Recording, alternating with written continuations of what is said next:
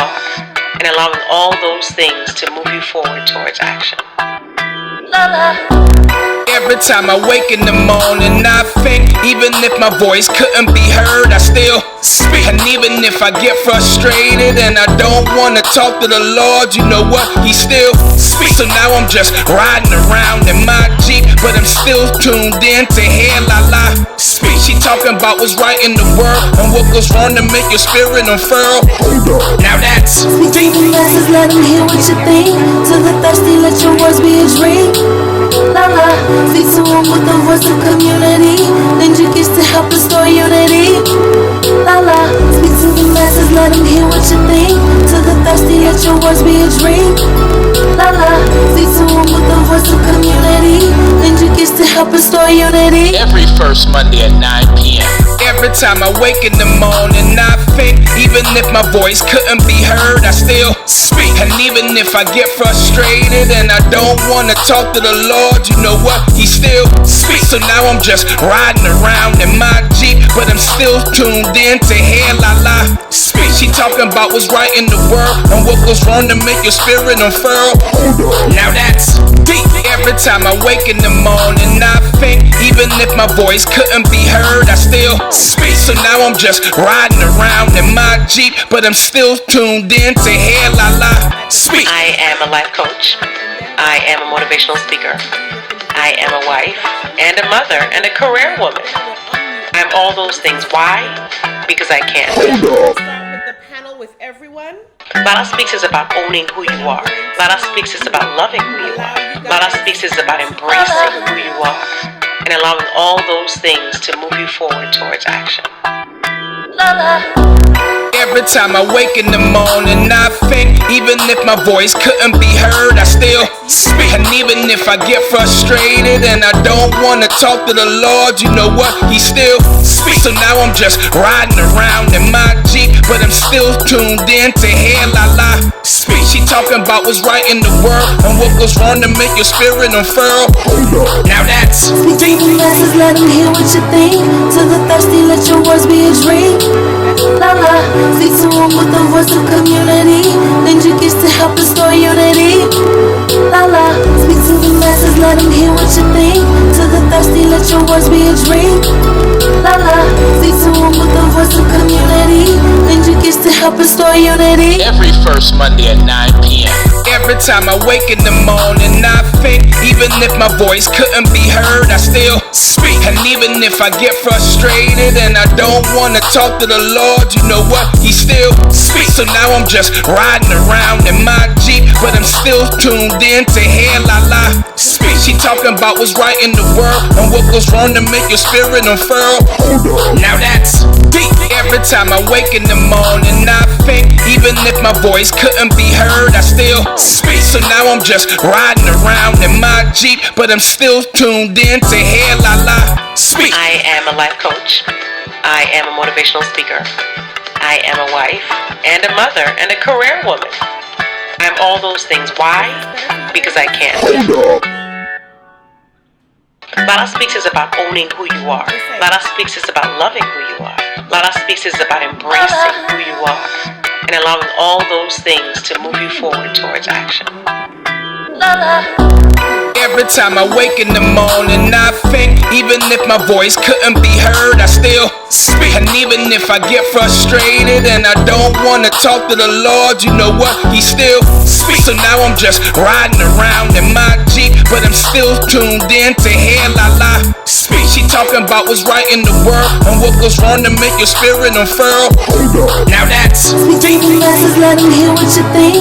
To the thirsty, let your words be a drink. LaLa, speak to them with the voice of community. Lend your gifts to help restore unity. LaLa, speak to the masses, let them hear what you think. To the thirsty, let your words be a drink. LaLa, speak to them with the voice of community. Lend your gifts to help restore unity. Every first Monday at 9 p.m. Every time I wake in the morning, I think even if my voice couldn't be heard, I still speak. And even if I get frustrated and I don't wanna talk to the Lord, you know what? He still speaks. So now I'm just riding around in my Jeep, but I'm still tuned in to hear LaLa speak. She talking about what's right in the world and what goes wrong to make your spirit unfurl. Now that's deep. Every time I wake in the morning, I think even if my voice couldn't be heard, I still speak. So now I'm just riding around in my Jeep, but I'm still tuned in to hear LaLa speak. I am a life coach. I am a motivational speaker. I am a wife and a mother and a career woman. I'm all those things. Why? Because I can. LaLa Speaks is about owning who you are. LaLa Speaks is about loving who you are. LaLa Speaks is about embracing who you are and allowing all those things to move you forward towards action. Every time I wake in the morning, I think even if my voice couldn't be heard, I still speak. And even if I get frustrated and I don't want to talk to the Lord, you know what? He still speaks. So now I'm just riding. Good evening. Sorry. What's up, everybody? Welcome to First Mondays with LaLa. I am Landy. I am here with my guest co-host, Jared. We have all kinds of stuff going on this evening. As you can tell, my setup is a little different because I wanted to be able to accommodate Jared well, and we have enough space and stuff like that. So welcome to this evening's show. We have our panel ready to go. We have our topic ready to go, and we're excited about this evening. So before we really start, I just kind of want to tell you guys what this evening is about. We're going to be talking about church hurt, when you experience hurt in a church setting, and why that seems to be more devastating than any other type of hurt that you could possibly experience. We're going to talk about that, and we're going to talk about why that is, and then we're going to get into forgiveness and why it's important to forgive regardless of church setting or not, but why it's important to forgive and what forgiveness actually looks like. I got a letter. What prompted this topic was I got a letter from someone who had experienced hurt in a church setting, and what they did was they left the church and they said they're done with it. They're done with everybody in the church. It wasn't handled appropriately, and so that letter prompted me to do this topic because I realized that once I put my feelers out there for who has experienced church hurt, then a lot of people came back and they were like, yo, that's me. I don't want to go back. I'm sick of these people, or I'm sitting in the pews next to someone who I'm not even talking to. That's a problem. So we decided to do this topic, and I decided to pull in Jared because in the past we've had conversations where we can't see eye to eye on what forgiveness actually looks like, right? And he been knocking me over the head saying that, no, this is what forgiveness is. And I'm like, no, that doesn't make sense to me, you know? So I pulled him in on this topic so that we can talk about it and we can see where we land tonight. And we have a few individuals on the panel for us, as well as a few anonymous letters. So tonight we're gonna have a good time. He's sitting right here. I don't have two cameras, so like you only have me in a shot first, and then you have him in a shot and stuff. No, I'm here. So he's here. He's here. So I'm gonna let him introduce himself, and then we're gonna move from there. All right? My name is Jared, like the jeweler. Like the jeweler. Yes, like the jeweler. That's easy because the strangest thing is when you wear name tags and people call you the wrong thing. Wow. I get Jara, just all kind of variations. I'm Jared, like the jeweler. Like the jeweler from Trinidad. Yeah, that's why I have this accent that I Yes. can't shake. Can't shake. Yeah, Trinidad. Trini Massive, yo. Yeah. I've been in church all my life. That'll be going on 30 plus years. Close to the next number, but not quite there yet. It's a nice place to be. Yeah. I serve as an elder at my local church in Bowie, Maryland. And I can say that I have a decent relationship with God. Yeah. Okay. You know, there's always room for improvement. Mm-hmm. So I don't say it's amazing, but it's productive and it's growing. And I have a wife and 2 kids, and I was born on Valentine's Day. That's important because I grew up with the whole idea of love surrounding me, being this Valentine love baby.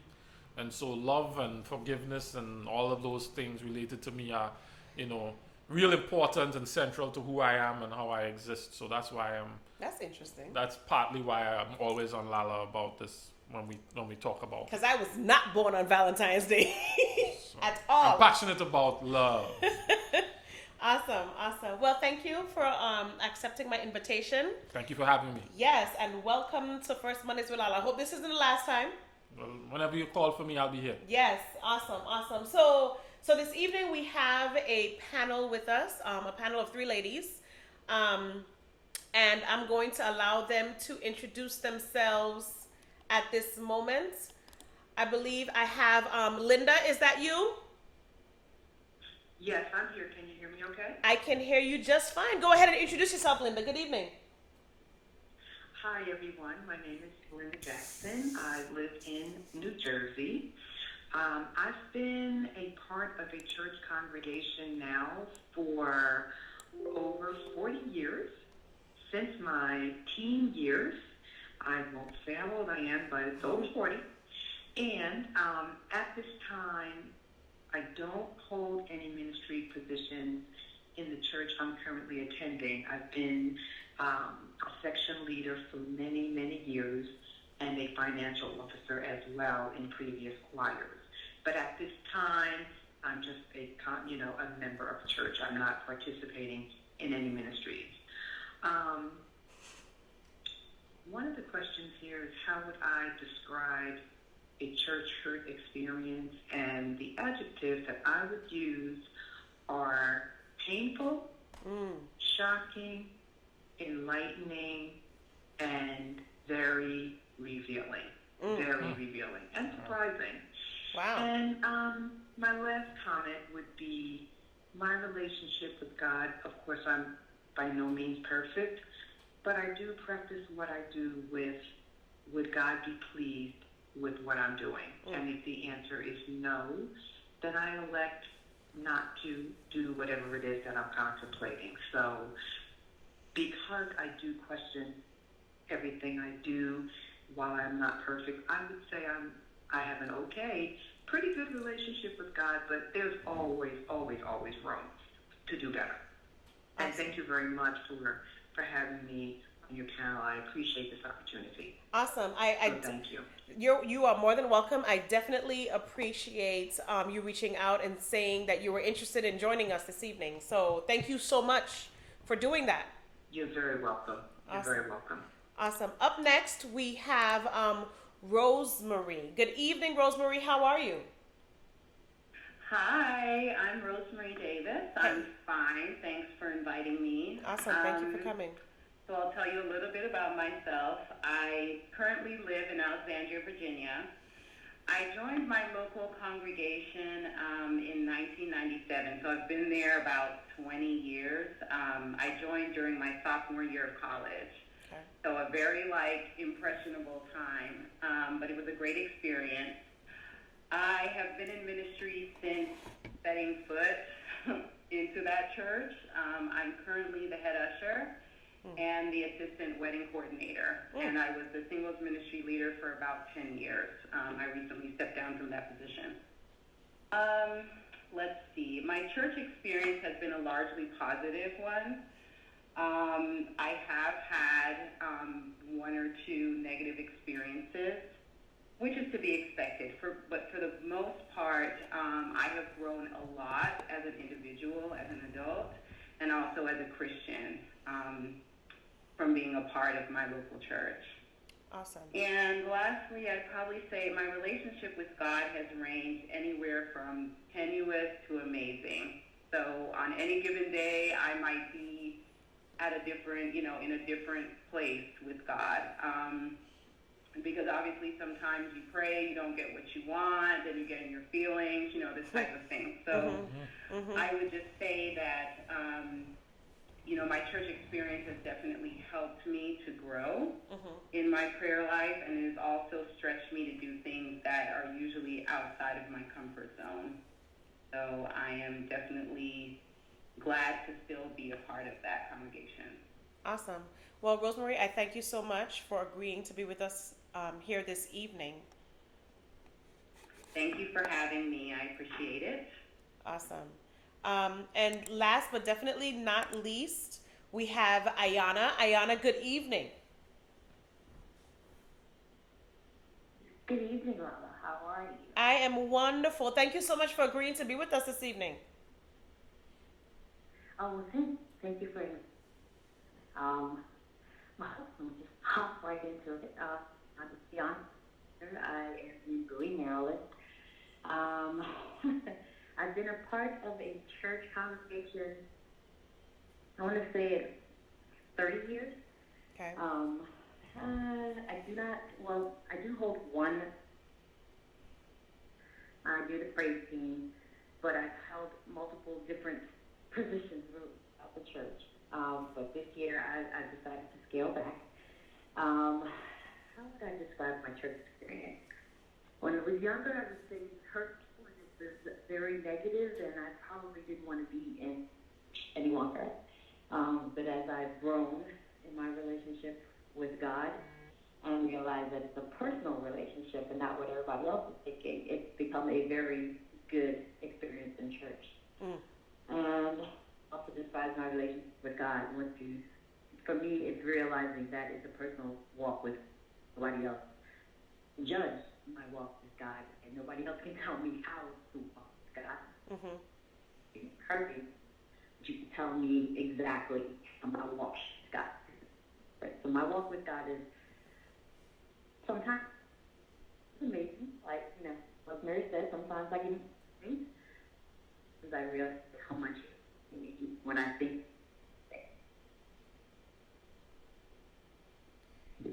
You were breaking up a little bit at the end, Ayana, so I don't know if you can get into a better spot, but I got a lot of what you said. I don't know if the people online did, but I got most of what you said. But I thank you so much for agreeing to be on the panel this evening. So what we're going to do now is I'm unmuting all of you ladies, and we're going to start with the overall discussion with the stories that you submitted. So Linda, let's start with you. If you would give us like maybe a 2-minute summary of what you submitted and why you wanted to be on this evening's panel. This is Linda. Were you calling me? Yes. Oh, okay. I'm sorry. It faded out a little bit. Okay, so you wanted us to say a short synopsis of the situation? Yes, please. Okay, thank you. I'm going to watch the clock also. I think the bottom line in my situation is that I became a part of a group of a ministry where, quite frankly, I didn't agree with the way some things were being handled. And I am not a yes person, so I feel that the right thing to do is to let you know if I feel that there is an issue, as opposed to not saying anything and just kind of letting it fester. So I did that, and the way I chose to do that is in an email, because then you can see it, reflect on it, and there's no confusion about what I'm saying. However, the head of that ministry did not agree, and the long story short was a very small situation turned into, to be honest, kind of a personal attack. So at the end of the day, in February, a meeting that I wasn't present to was arranged in my absence. And the meeting wasn't very pleasant, and the meeting was very derogatory towards me. And for some odd reason, they decided to record this meeting. I received a copy, unbeknownst to them, of the recording, listened to 2 hours of nonsense, for lack of a better word, and with all that, still wanted to go back and seek resolution. And despite the fact that I had the recording, those at the meeting denied that there was a recording because they probably erased their original source, but it was too late because I already had a copy. So in erasing the copy, they probably thought they were safe, and they weren't. Okay. And the long story short is, after listening to the recording and wanting to meet for resolution and restoration, they don't want to admit they're wrong. They don't want to admit to the recording, even though 12 people were at this meeting and they were aware of the situation. And so it's lending itself to be a very messy situation, in addition to the fact that the pastor was outgoing, so he didn't want to deal with it because he was leaving. And so I am now left with, how do we resolve this? Because the word says you go to the person, you have a discussion. If that does not work, you go and you bring a witness, and if that doesn't work, you go to the congregation. But the people who had this meeting are not wanting to take it any further because they don't want to be exposed. So they do not want me to go to the church. I prefer to deal with them, but this is not what they want to do. They just want me to go away, which I'm not going to do. And so that it's just a horrendous situation that could have been resolved with a conversation. And so that's kind of where I am. So if you were to, so every week when you go to church, I'm assuming that there aren't many words being exchanged. You guys are ministering together or not ministering together? Well, when I go to church, what people do is just walk around, and they don't want to speak. These people, not the whole church, there's very beautiful people there. Right. The people at this meeting that don't want to be exposed, they're walking around the side, out the other door, the long way around, just as to not walk past me, and they do not want to speak because they're probably afraid I might, stand up before the congregation, which I have every right to do, and expose the situation.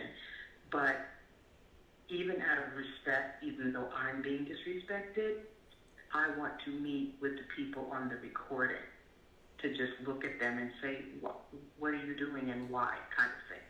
So on Sundays, they don't speak. Period. They just don't speak. You sound like you want to. So it's pretty crazy. To So be a church situation, it's pretty crazy and shocking. So it seems to me as if though you are taking the steps to bring this to resolution, and you're being hindered from doing so because they're not playing well with you. Essentially, they're not. That's correct. They're not trying to support you going through the steps because of what will essentially come out about what they did. Correct. So how does she's going through the steps to have this resolved because she's established that this is her church and she's not going anywhere, right? How does she then, what are her next steps? Because she's following the biblical requirements, right? How does she proceed past that? My first question is there anyone who these people respect or that can serve as a mediator, that be willing to work with you to, come to close this issue? Well, the short answer is yes. The long answer is,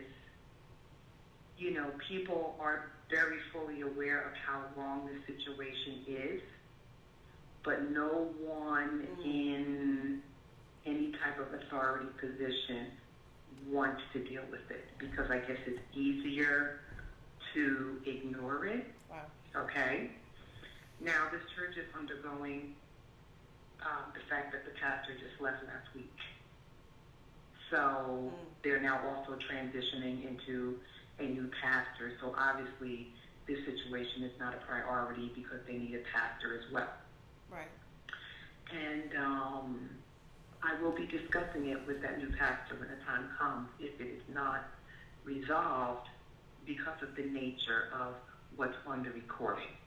It's just unacceptable to just, not address it. So I have tried to engage mutual parties, and there are two in particular that are praying along with me, standing along with me to work towards resolution. Not leaders of the church, but people that sit with me on the pew, and I don't know what I would do without them. I really don't. But trying to get the message to a person in leadership when the whole church leadership is involved with the problem is problematic. So one person in particular said he was going to intervene and, call a meeting with these people, and we're giving him a chance to see if he's actually going to do that. So I'm going to give that a few Sundays. Okay. And I'm realistic enough to know that if that's not where I should stay, I won't have a problem leaving. Okay. But leaving uncorrected behavior makes it bad for the next person who comes in 6 months from now. It won't be me. It'll be someone else. It'll be unacceptable. Yeah. And I think you make a good point in that this is something that needs to be corrected. So, as you stated, if a meeting took place, it was recorded, you have the recording of that meeting, and what was said was egregious, and there is denial that the meeting even took place and what was said, that's something that needs to be corrected. So like you just said, if someone comes behind you, they don't have to encounter the same thing. I think your plan, first of all, you're following the biblical requirements of how you're approaching the situation. And I believe that, tell me if I'm right or wrong. I believe that. No, I will. Yes. I believe that God rewards that, right? Because you're following the biblical requirement. I think the plan of, first of all, having a support system who is lifting you up in prayer, fasting with you, is definitely a good thing to have, because this is something difficult in that this is your church family. I think that planning to speak with the new pastor coming in indicates, for me, your dedication to the congregation, because most people would have left by now, right? That's true. And I was tempted to many times, but I have two dear friends who may or may not be listening in, who encouraged me to really stay and see it through and don't just give up. Right. Because in self, I would have just been gone, for real. I would have just been gone. Yeah. So, yes, I got great encouragement really from three people. And the third person is a person who was slandered on this recording as well as me. And that person was like, but we have to stick this out. And I kind of looked like, do we really? But I prayed about it, and I'm sticking it out. I have a couple questions, just for clarification. Are you seeking a meeting with everyone who was on the on the recording, who was at this meeting, all at once, or do you have relationships enough with some of them where you can say, hey, can we talk and meet at Panera or something and just have conversation? Just if your question was, do I plan, would I like to meet with them individually or as a group? Was that the question? Yeah, I was just looking for clarification if your intention is to have a group meeting, or if you have relationships with individuals such that you can have one-on-one meetings in the interim, or just for accountability and those kinds of things. Individually, none of them are speaking to me because they don't know what to do. Now that they realize there's a recording, they don't know what to do. But because of, what's the word I'm looking for? Just accountability and speaking the truth. If you could have a meeting with 12 people as your audience, right? And you could say whatever you want in my absence, which is not what the word says to do, Right. then you should be able to accept your correction, and all of you should be able to accept correction in that same group.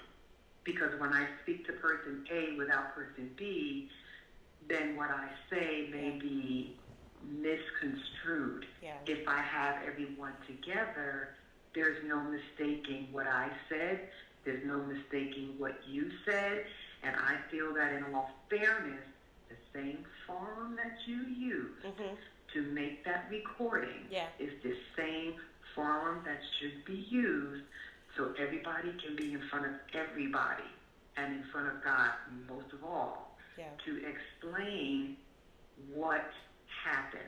Because unfortunately, side conversations, you know, when you bring that to a larger group, I didn't say that, I didn't say this, I didn't say that, but when you say it in front of everybody, now we have the truth on record.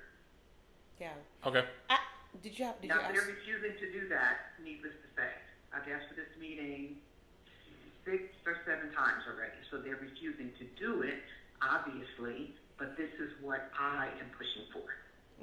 Was this a specific ministry, like, you know, a ministry group that has a leader that facilitates meetings, or was this just a group of people who assembled with no formal organization?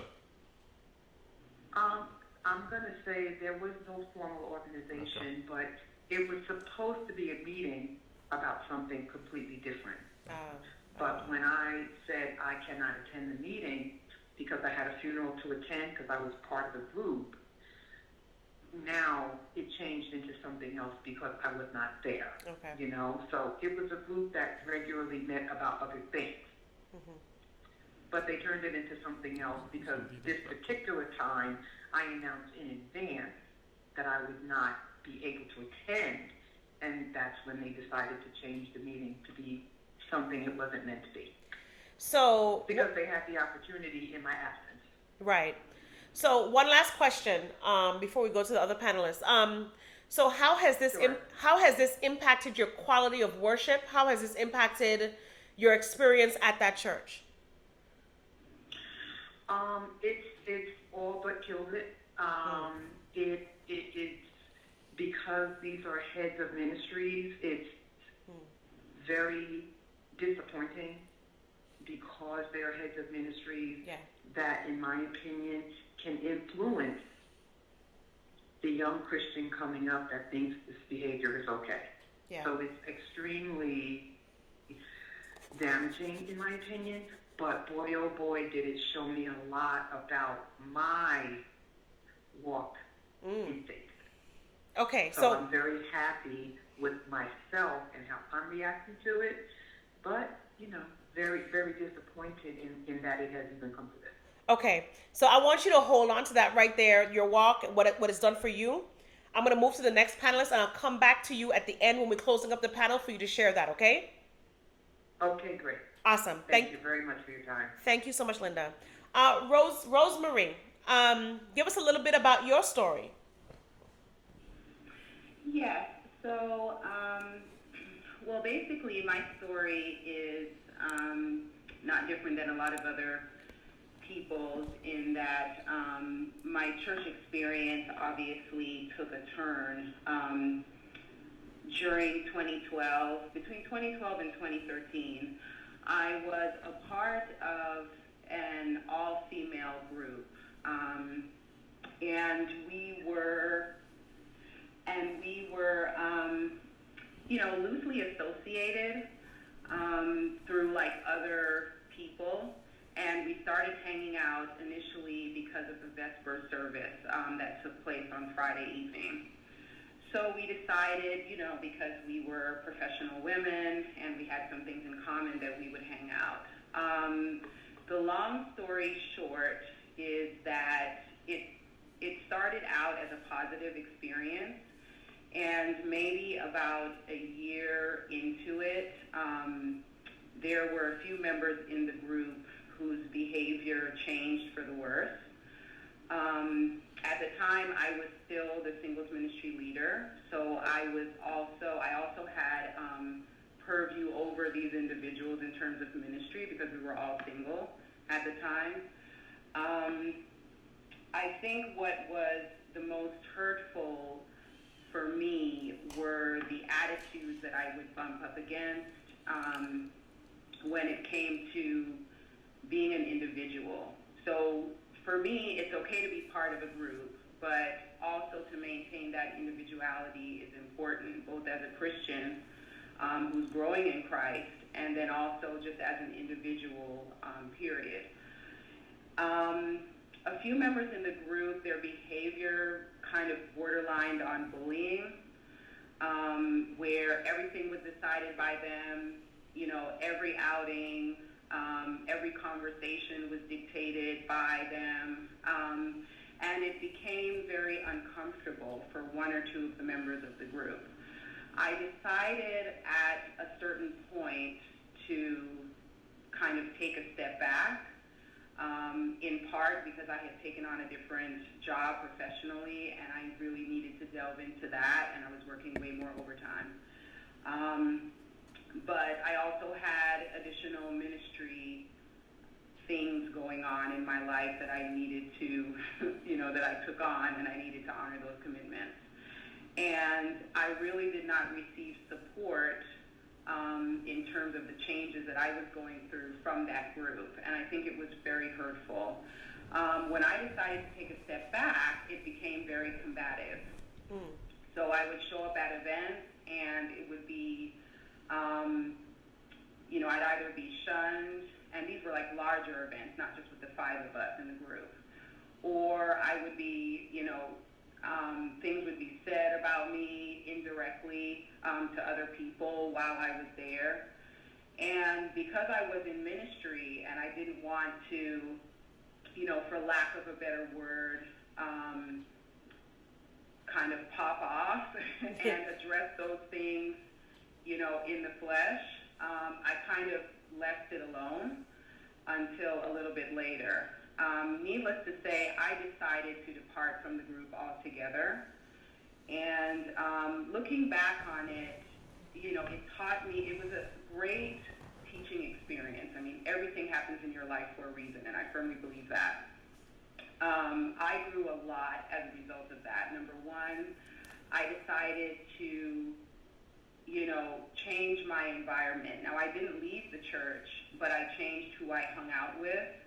And even to the loose associations that I had, I had to end some of those because the same people were interacting and the space would become very negative. So I learned just to be a little bit more perceptive about people and what their underlying agenda or issues might be. And I also learned that I can stand on my own if I need to, particularly with God's help and the help of some other close friends and, mentors mentor relationships that have developed over time. And so, having been through the experience, I think I've grown as a Christian. Number one, the friends that I have now, I definitely prayed for those individuals. And I didn't do that before. I jumped headfirst into friendships, and they didn't work out in the way that I thought that they would. So to kind of, wrap up, I think for the most part, I decided to stay. I had multiple instances when I fell out with these individuals to leave my local congregation. But I decided to stick it out. And I'm thankful that I did, because not only did it help me to grow as an individual, but I've recently been able to counsel other people who have come to me, not so much knowing that background, but have come to me with their own situation and wanting to leave the church. And I've been able to reach out to them and minister to them and say, you know what, it is going to get better. There is a healing process. You will not always cringe when you see that individual, and you can move through the process of forgiveness and move on. Whether that relationship reconciles or not, but you can be like a whole person after that. And so that's basically my, experience in a nutshell. So let me ask a question, Rosemary, because I like where you landed based on your experience. What tools or what individuals or what did you do to help you get there? How difficult was it, first of all, to get there?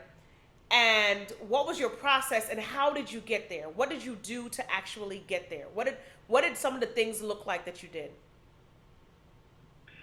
Well, so I tend to be a very practical Christian, right? So for me, I have to take it on a daily basis. So some mornings I would wake up and I'd be like, I really don't want to go to church. And other, Saturday mornings I'd say, okay, I'm going to go, and whatever takes place in my environment, I'll ignore it. One of the things that helped me the most was music. So for me, praise is everything. Now, I don't only listen to Christian music. I listen to secular music as well, full disclosure. But, music was like a big part of it, a big part of the healing process for me. The other thing that helped me a lot was just praying about it, and I don't mean, praying about it when I get home from church. I mean, like, I would literally have to pray during church to not react to whatever was going on around me, because there were several instances where I was kind of challenged directly in the church setting. And because I'm in a ministry role, I had to think about that, what my reaction would do to the people who serve under me. So I needed to show like considerable restraint, and probably much more restraint than I show on the job, because on the job I'm very matter-of-factly. But in church I was like, okay, let me measure my responses, particularly in this quote-unquote holy space. So praying momentarily, like on the spot, helped me a lot. The other thing that helped me was to, kind of reach out to other individuals in the church who I had like loose friendships with, and kind of re-solidify those friendships. So, that healing process took place literally from week to week.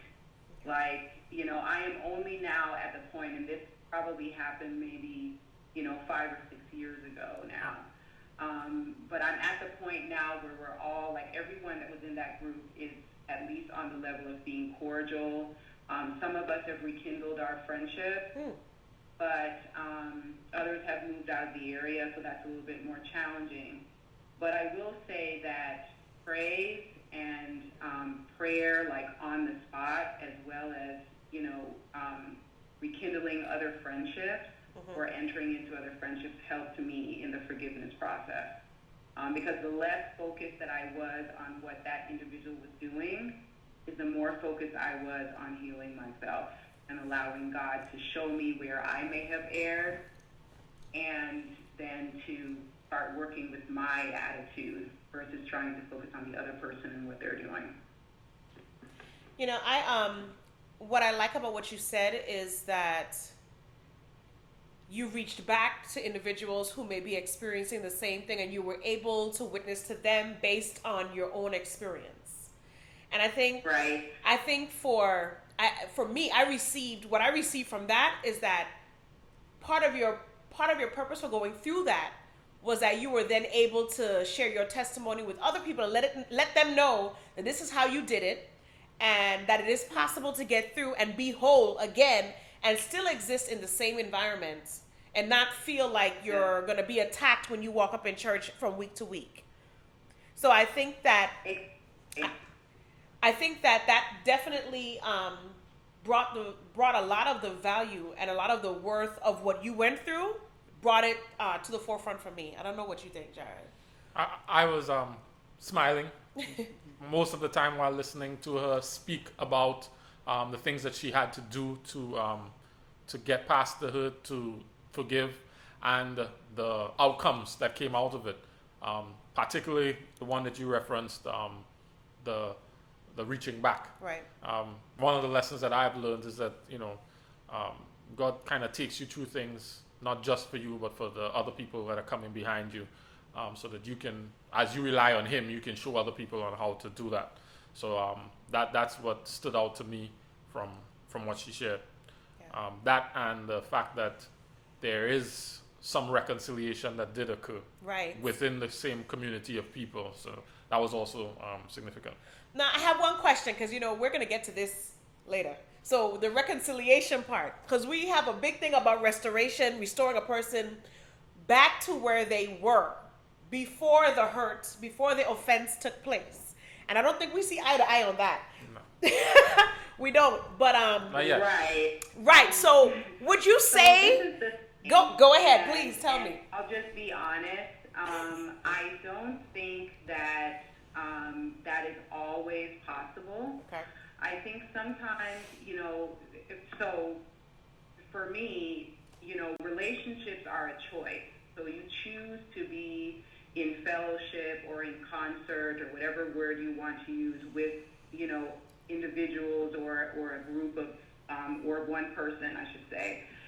So, you may want to rekindle that friendship or that marriage or whatever it is, whatever the breached relationship is. But the other person can't really be forced to do that, right? Because it's also their choice. Right. So it doesn't always happen. Like, it's not always cut and dry. Like, well, I still want to be friends with you. They may have moved on. So, sometimes, for me, that has happened for one or two of the individuals in that group. And I'm okay with that because I've forgiven them. Like, I know in my heart now it's over. It's done. When I see you, I don't have that negative reaction, that starts in my head and then, I feel it all over my body or whatever the physical manifestation is. Mm-hmm. So I know in my heart, like, I'm done with, like, that hurt feeling that I had. But, because of, like, proximity, or maybe the person just wants to move on because we no longer have anything in common, that's okay. So I don't know that you're always going to have the opportunity to restore the person to where they were. Maybe not in a physical sense, but maybe in, like, a psychological sense, you can do that. That's just my opinion. So I don't know. I agree with that. I don't know if... I agree as well. Okay, great. I think where I differ is that you have to be willing. Part of the forgiveness process is the willingness to do that. And I think about David and Saul. David had to move out of Saul's house because it was not good for his life. He couldn't stay there and he kept running and hiding. Right. But had Saul been in a different position, David would have been willing to move back in. In fact, he did move back in and then had to leave again. But he was always, even when he encountered him in the cave and then the other occasion where he encountered him, he was always open to continue loving on Saul. Just Saul was in a position to receive it. So I think that's where we have our little bit of a tension in that it's not that it does happen, but that in forgiveness I have to be willing to allow that to happen. You have to be willing. You have to be willing, yes. But also recognize the fact, which it is okay, like David did, he couldn't stay. Because he recognized that it wasn't the best environment, it wasn't the best circumstance. So he left. Now, granted, he was willing. He came back to do a temperature check on Saul, but Saul wasn't ready. So he left again. The distance was necessary. It was necessary. It was. Right? So I think I'm fine with being willing to make sure that I'm fine with being willing to see if you can reconcile with somebody, But if the thing still exists, or if the environment still exists that caused that rift, that caused that thing, then it's also okay in the spirit of self-care. It is also okay to remove yourself. I'm big on self-care. It's also okay to what is the face? We will disagree on not the idea of self-care, but who makes the ultimate or final decision on when it's time to move or when it's time to leave, and whether I'm just unilaterally making this decision for my own benefit, or I've been in consultation with God and God said, hey, this is what you probably need to do in this situation, or this is what I need you to do in this situation, or and so I think that's where the challenge comes for me. Who's making the decision and the motivation for it? Now, I am fine with submitting to God's direction on that. But I just want to make sure, because a lot of times church folks say, stay in a situation, right? Forgive them and stay in a situation. You have to restore that person. A lot of times we hear that, and that's not necessarily the healthy thing to do.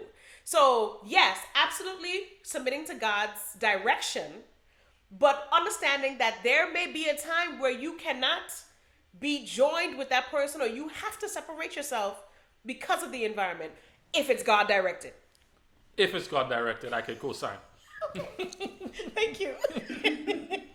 Rosemary, thank you so much. I'm gonna put you on mute again, and then we're gonna go to our next panelist, Miss Ayana. Good evening. Can you hear me okay? I can hear you, yes ma'am. Awesome. Give us a little bit about your story. My story is a younger Ayana. I was one of the young ladies who were just not my current church, but the church that my family really built from the ground. Kind of the church darling, because it was unbelief and everything was wonderful until I got older and some of us went the wrong way. But I was 19. I wasn't yet married, kind of young, and everything went from she's the church darling to, oh my God, she's pregnant, she's a heathen, she's all kinds of stuff. I did actually eventually end up getting married to my ex-husband, my children's father, even before my first son was born. But things that people said about me from moving out of my mom's house, we were having different opinions, and I was working with this very big belly of mine, and people were saying, "Oh, she's walking the streets, she's prostituting, she's pregnant, wow, she's doing this, she's doing that," and to me, it was so hurtful at that age, and so it was crazy. I'm losing you, Ayana. I'm losing you a little bit. I'm losing you a little bit. You're going in and out on that last part. So I think the last thing I said was just them saying, okay, well, she's still coming to church. Let's try to encourage her and help her to realize, okay, that even though she made a mistake, she still stayed in the church. They were pushing me out of the church with the negativity and the hurtful words that they had to say. So after my son was born, I was in the church for 3 years. God literally talked to me and was like, you may feel you don't need church, but your son and your sons will need me, and your sons, and even with all of that, my firstborn saying, God is my help. Even with everything that was going through, that's the meaning of his name. I took it literally out of the Bible. So I came back to the church for my children, and that helped me to realize that I needed to come to church for me, and not worry about what everybody else had to say about me, because at the end of the day, God is holding me responsible for my children, for whether I bring them to church or not, and also if I decide to let somebody else chase me out of the church, I'm the one at fault, because I'm supposed to be going to church for God and not what the other people in church are saying about me or doing negative to me. So it wasn't an easy decision. again, I did leave the church for three years, and then when I came back to the church, I did not come back to my home church. I did not come back to my original church. I went to a different church, simply because I did not want that stigma on my sons. I did not want them to feel like they were less because of the situation, what happened to me and not to them. I'm glad I came back, but I'm telling you, it was very difficult decision to come back to church. And that is basically my story. And the reason why I wanted to be a panelist, because I wanted to, let other women, whether they're older or younger, know that even though you make a mistake, it does not mean, no matter what anybody else says, it doesn't change your entire life. And I used to teach youth Sabbath school. And one thing I used to tell my children is that the youth in my class is that remember to walk with the walk, regardless of what is going on outside or how people treat you. So go with God, and as long as you're walking the path that He set for you, it doesn't really matter what anybody else has to say about you. And that's my story. So, and first of all, I want to hear. So you said you were out for 3 years, and then God convicted you that it was important for you to return to church for the sake of your children and ultimately for your sake as well. Yep. Yep. Before you left the church, you said that they were talking about you. There was a whole lot going on. Were you at that point disappointed in, because they were your church family before then, right? Was it like a church family type environment for you? It was, before I got pregnant, it was an awesome experience. I loved going to church. I loved being part of church. I was in everything in church. So, the fact that everybody turned on me because I made what is considered a mistake. And yes, I do believe it was a mistake to do it outside of marriage. But the fact that everybody turned on me, the church family that I thought was really like family, to turn around and turn on me, it was beyond hurtful. It really was. Yeah. It hurt very badly. It was very painful, and it was the reason I left. Yeah. The main reason I left church. And what was your age at this time? 19. When I left church, I was 20. You were 20 when you left.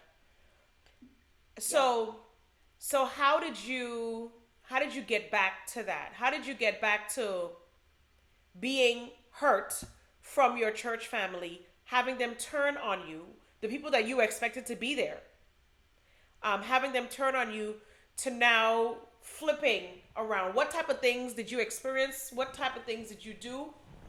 How did you get to that place? Or was it the literal voice of God telling you got to go back? It honestly had to do a lot with the youth in church. When I came back to church, bringing my son to church, I've always been involved with the young people at church. And in looking at even my current church, seeing how young people leave because of either the way people talk about them, or don't understand them, or judge them, that has made me stay. When I came back, that has made me stay. It gave me a reason to be in church, because I needed them to understand that, I know it's not, my counseling to some of them, this may not be the right church for you. Just don't stop going to church. Right. Find a church that speaks to you, that helps you, that makes you want to come to church. It may not be this church. My pastor may be upset with me for saying that, but unfortunately, it happens to be that sometimes. So it's honestly God telling me to come back for my kids, but the young people in the church is what made me stay. It's what made me get over my hurt, because I realized I had a reason to be back in church. And these young people, they all like me. They call me mom. They come to me for advice. They know I'm not going to judge them. They all have my number. They call me. They text me. And this is the reason why I'm back in church, because I don't want anybody else to lose. teenage children Yeah. to somebody else's negativity in the church. That these young people have helped me get over it, realize that, you know what, some people are not always as nice as they have their front, you know, and unfortunately some of this is downright hypocrite. Yeah. But at the end of the day, it's about your love for God and your walk with God. So these young people are definitely, young people in the church are the reason I've gotten over my church hurt, because I can help them. So I understand Yeah. where they're coming from. Yeah, and the past two, so Ayana, yourself, and Rosemary, your themes have been you're looking back to help someone else based on your hurtful, experience that you were able to get through, get over, and now turn around and help someone else. I heard something slightly different from Ayana. Okay. I heard, in addition to her commitment individually to God to be faithful to Him, I also heard that taking the focus off herself and putting it on someone else, and realizing that she has a responsibility to serve and be there for someone else, the selflessness, the taking the light and the attention off of me, I'm hurting, I'm dying, and shifting it on to someone else who needs me was a key part in her overcoming. Yeah. Am I correct?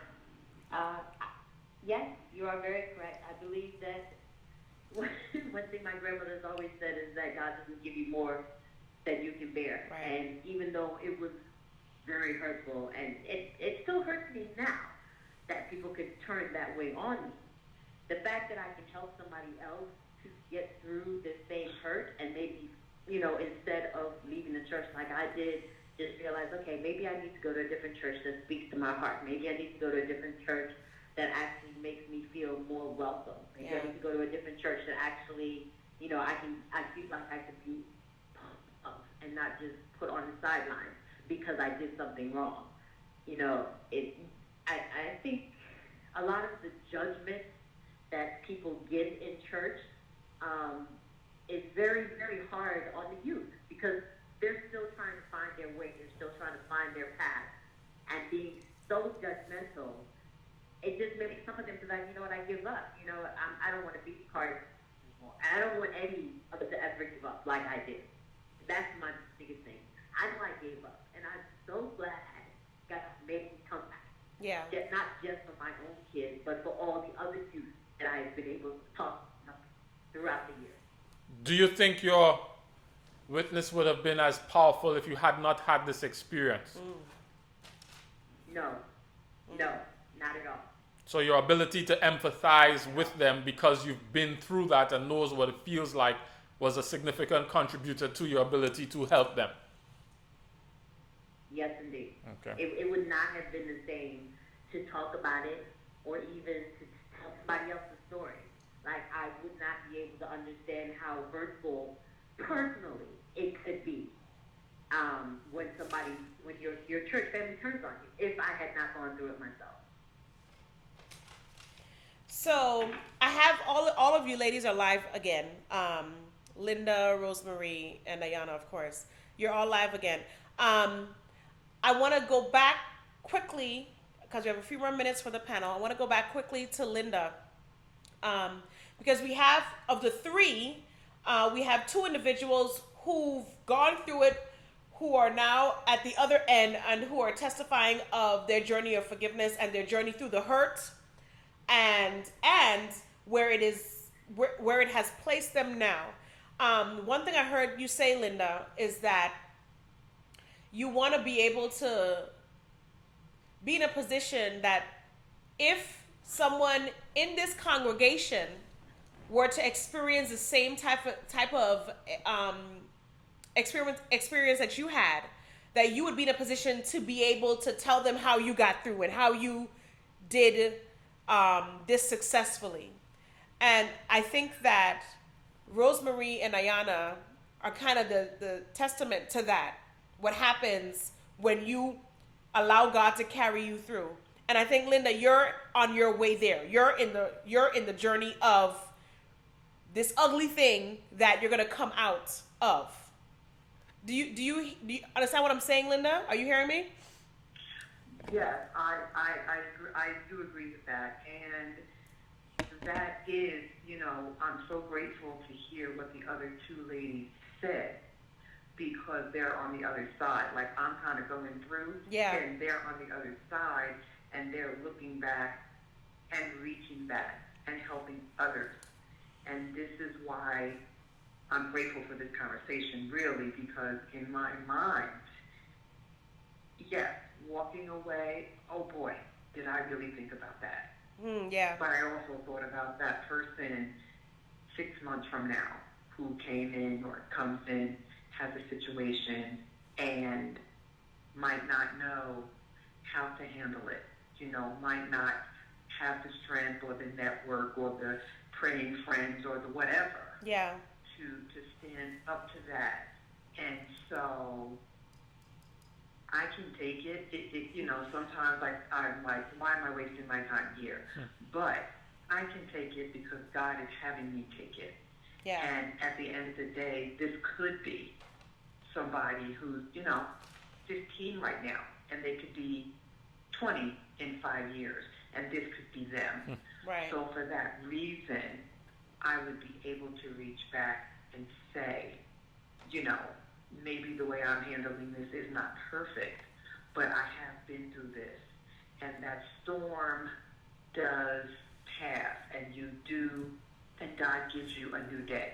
What you do with it is up to you, but He gives you that new day to say, I gave up, or I stuck it through, or I, did as much as I absolutely could do to help correct the situation, and then if it's time for me to walk away and find another church, like the other young lady said, that could be it too. But for right now, there is a reason, and every day I learn something new about the situation. Every day I learn something new, and I probably wouldn't had I just walked away. So we have a question for you from the chat room, Linda. The question is, okay, what if the meeting with the other 12 people never takes place for whatever reason? Will you be okay with moving on? Would I be okay with moving on? Yes. Yes, and I would have to be okay with moving on. I'm very there's this corporate side of me that's really bothering me about the recording. The whole HR thing, and how you can injure someone's privacy. Yeah. And that's probably another reason why I'm still sticking it out. Am I okay with moving on? Absolutely. But because there's a recording, it's going to be a little more of a challenge because of that. Okay. Because that's, that's a record now, a damaging, untruthful record that's there that shouldn't be. But yes, am I okay to move on? Absolutely, yes. Do you feel like God is pressing you to press this matter? Or is this something that... I'm sorry. Do you feel like God is pressing you to call for this meeting and address it in this manner? Or is that just something that you feel is important and necessary to happen? To correct the matter? To address the matter, to have a meeting with these 12 individuals, to highlight it, to all the things that you express that you desire. Okay, if I'm hearing your question correctly, I think a large part of it is me, because my nature is absolutely to correct things. That is my nature, and I'm still trying to listen for what God wants me to do. I will admit, if God says to me, don't worry about that recording and just walk away, I will feel challenged, but I will have to be obedient. Okay. But my makeup is that things should be decent and in order. Yeah. And so I have to say, I know for a fact that part of myself is in that, because I think it should be corrected. Okay. In the same form that it was destroyed, I think it should be corrected in that same, in that same vein. Yeah. Before we close out the panel, I wanted to know if the other two panelists, Rosemarie, Ayana, if you had any words of encouragement for Linda based on the situation you've heard. Well, this is Rosemary. I think my piece of encouragement would be this. Just know that wherever you are in your walk, that you are strong enough to withstand however the situation plays out. Because I know for me, I started, initially when I was being confronted in different situations at church by this group of individuals, I started to feel very alone and almost like isolated, because, these were people that I really considered to be friends. I was fully transparent and vulnerable with them. So now being on the other side of this particular situation, I can fully say that, anyone who is going through something at church, number one, you're not alone. There are a lot of other people when you become vulnerable or transparent with others, you'll find out that, similar challenges, they face like similar challenges, similar struggles. But also know, that God sees everything. And so particularly when your reputation is on the line, whether it's at church or professionally, and you know for a fact that you have not done anything, just know that God will correct that. So it may not happen the way that you want it to, but I have actually seen things, seen tables turn, years later in situations. Whether you're there or not, God does make things right.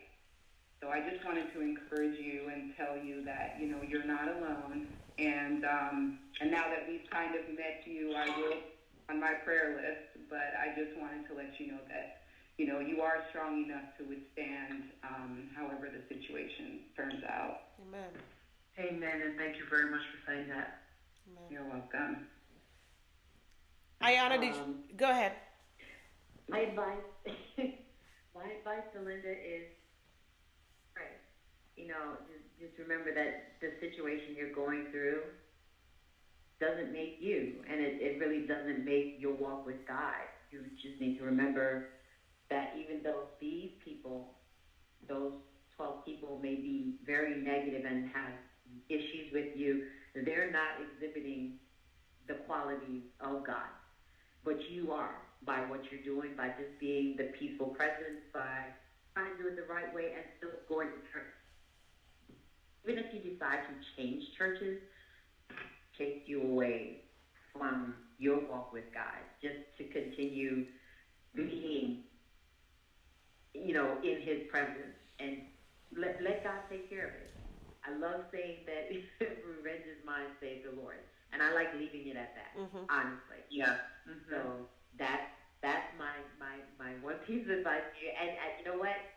As you said, when you look back, you're going to be like, man, that was hard, but I'm so glad I went through it, because now I can either help somebody else, I can empathize with somebody else. Who knows what God has planned for you down the road. Yeah. That is very true. Thank you. That is very true. Yeah. And, and Linda, did you have anything you wanted to close out with, Linda? First of all, I really want to thank you for reaching out to me. I don't know who you are, but I'm really grateful that you reached out to share your story.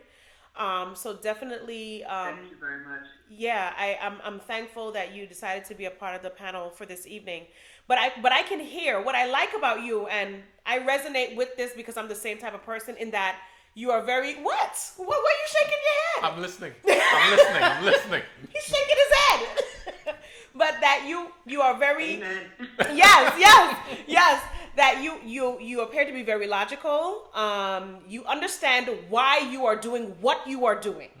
And so because you are clear on your purpose, it makes you more determined to make sure that that purpose is achieved. And I 100% respect that. I think that, and the fact alone that your purpose, see, good. So the fact alone that your purpose is consistent with how the Bible is telling you to resolve this issue and that you're being faithful to that, I think God is going to reward that. And I can hear the strength in your voice. I'm glad you were able to be a part this evening to just hear testimonies of other people who have gone through church hurt, regardless of how difficult it is while you're in that environment. But understanding that God is going to bless you with what you need for every experience you have moving forward until you get to resolution. That resolution may or may not be that meeting, but that resolution is going to be God giving you peace on whatever the situation is, however it resolves itself. Amen. Yes. So I definitely, I want to leave you with that word of encouragement.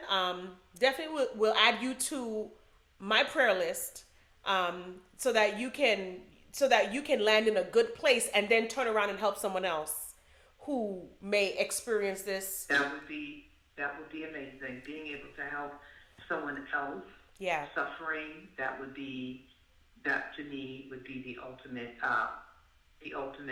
result. That would be really good. Yeah. So I definitely want to thank you, Linda. Thank you, Rosemary, and thank you, Ayana, for joining us this evening. You're very welcome. You can. Thanks for having me. Yeah, absolutely. The people. Definitely, thank you for having me. Yeah, the people in the chat room are talking about you guys, so you may want to jump over there and see if you have any questions to answer in the chat room. But I definitely want to thank you guys for joining us tonight. All right. Have a good evening. Thank you so much. All right. Bye. Good stories. Yeah, Stories. I liked. Good choice of stories. Yeah, I liked how we landed with that. In that we had two that made it through, and then one who said she didn't need to reconcile like fully because she don't think it's always possible. I wrote that down because I know we're going to end up talking about that because I understand.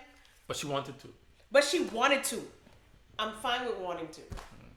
I'm all good with. I don't want us to cheat and say, well, I don't have to. And so I think I don't have to. I'm not even going to bother to try.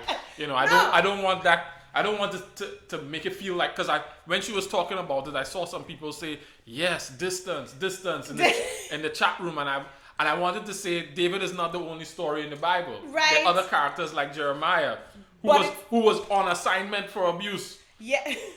Yes, but David is still a story in the Bible. Yeah, but he's not the only one. He's not the only one. Right. True.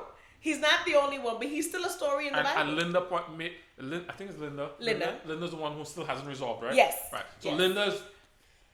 Linda highlighted the point, even though she didn't do it directly, that there's a key ingredient of asking, what God do you want me to do in this situation? Right. Not what do I think is best. Right. And so I think that's another component.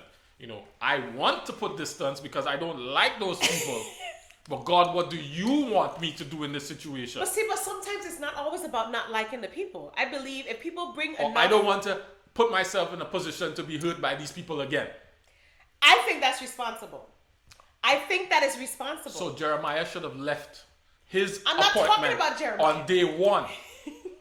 Because he writes a whole section where he goes, my friend's not talking to me, my family's betraying me. Every time I open my mouth, people are... And then when you read the stories, you have prophets who are coming and smacking him in the face. Right. But God told him, you know what? You know what God said to him? If you stop talking like that, I might continue to use you. True. And told him to stay there. Right. So but that was God directed, and so we said yes. It's the same for all of us. God directed. That's my point. But that doesn't necessarily mean that God is directing you to subject yourself to mistreatment. He may be. And may be. And all I'm saying is, ask the question, God, I'm fine with asking what the do question. you want me to do in this situation? I'm- and not take it upon yourself to make a decision based on what you think is best. I'm good with asking the question. I'm very good with That's asking all. the That's question. the point I'm making. I'm not saying stay and take abuse. Okay, good. Because That's I not think what I'm saying. I get I'm you. saying find out what God wants you to do and do that. So I think so for me, I think that a lot of times the church takes a position to stay, and your cross to bear is the abuse. I can't say that for anybody, and I wouldn't even dare to be God to suggest that to anybody. Right. So but they would have to know based on their relationship with God what God is telling them. Right. Because there are instances where God does instruct people to do those kinds of to things. stay, right. Because He has purposes beyond even in their lifetime that they may never see. True. And so for me, I think yes, I think that God requires us to have a responsible bone in terms of what we engage in as Christians, right? Let's follow me. Just follow me. Don't look over to the side yet. I was thinking, that's me thinking on this side of my head. Okay, so just follow me. God has given us that responsible bone where we can tell, gut feeling, Holy Spirit, whatever you want to call it, we can tell when something is not right. Right. Right? I don't think that, I think that we should rely on that as well with God's guidance. Understand what I'm saying? How is that different from God's guidance? No, that's God's guidance. That's God's guidance. But what I'm saying is we cannot ignore being responsible for ourselves. The reason why I said that is because some people take the whole position of, whatever happens, happens, and making completely irresponsible choices. Right? Right. I don't think that is where God wants us to be. Okay? So we cannot neglect the fact that we have to be responsible for ourselves in even relationships that On whose standard? on God. Whose standard of what's responsible and what's irresponsible? Because if you took, and I'm gonna stay with Jeremiah. If you took a look Why at are we Jeremiah, staying with Jeremiah? He's not the only story in the Bible, sir. all right, let's go. Let's go to Jesus then. Okay. And let's go to Jesus, where Jesus is telling his disciples, "Hey, I'm gonna have to suffer these things. I'm gonna have to deal with all of this thing." And Peter pulls him aside and says, "Yo, Okay. being responsible, having in mind Jesus' best interest at heart." He Yes. says, "What you talking about? You didn't have to deal with that." And Jesus says to him, Yes.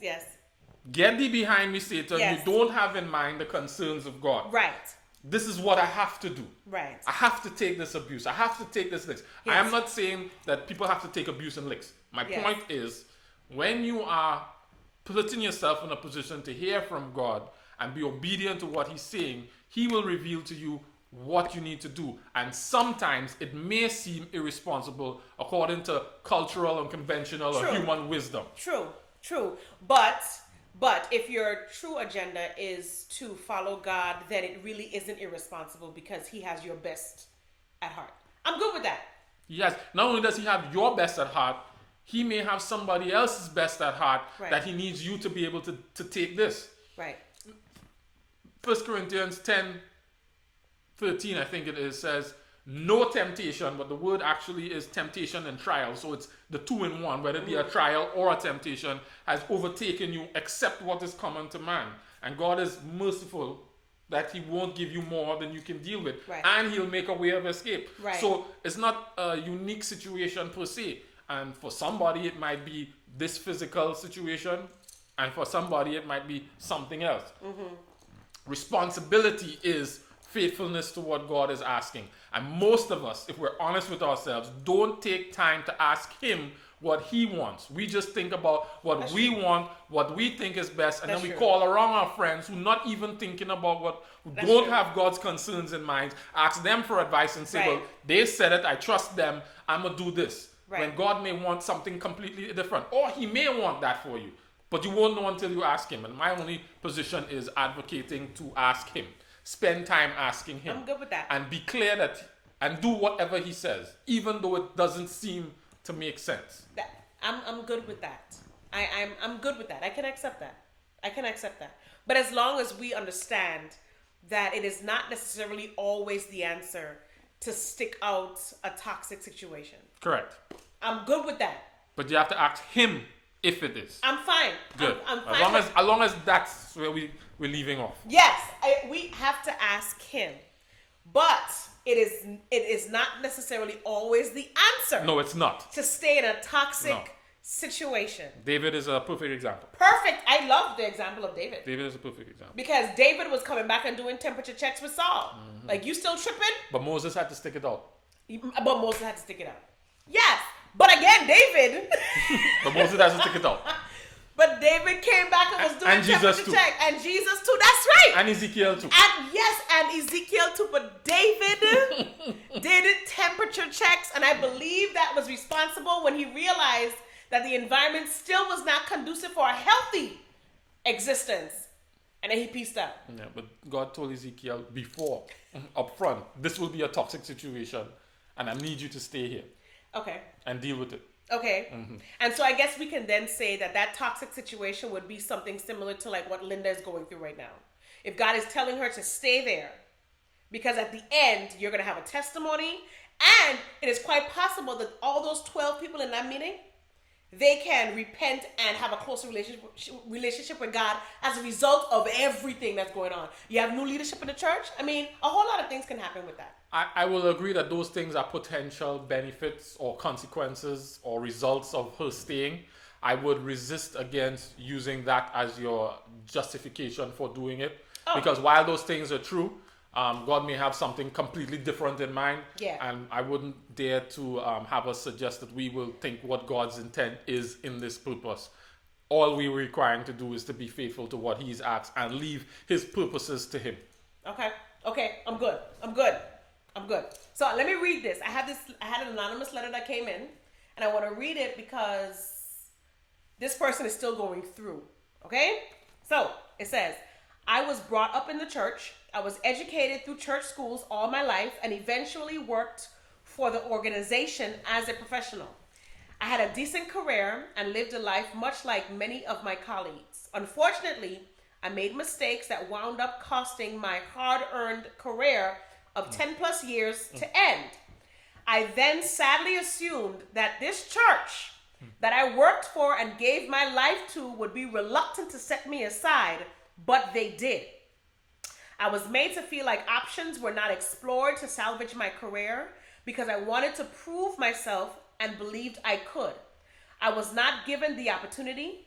I respected their decision, yet it destroyed me professionally. But I do not want anything to do with my former employer. Am I angry? No, I am enraged. Our church preaches the gospel, but hardly practices it. Part of my healing has come by being emotionally honest in prayer and with my confidants. I hide nothing from God. My experience has taught me that forgiveness is both a journey and a destination. I have learned that it may take longer than I believed to be reminded of my experience without also feeling pain. I am currently being emotionally honest and patient in my growth to a mature forgiveness. Now, this is somebody who feels like they have dedicated their life to a church existence, to an organization. Problem number one. Okay? That is problem number one. Problem number one. Okay? Because what you should have been doing, and it's not to be disparaging to anybody, but this in general, you should have been dedicated to what God asked you to do. Okay? Okay? Not to the church. Not to the church. Because you set yourself up for... By doing that, you've already set yourself up for what you just experienced. Right. Because that church is full of frail people who will let you down and disappoint you. So you shouldn't be dedicated to them anyway. Right. So agree. So now the statement is that this person is enraged.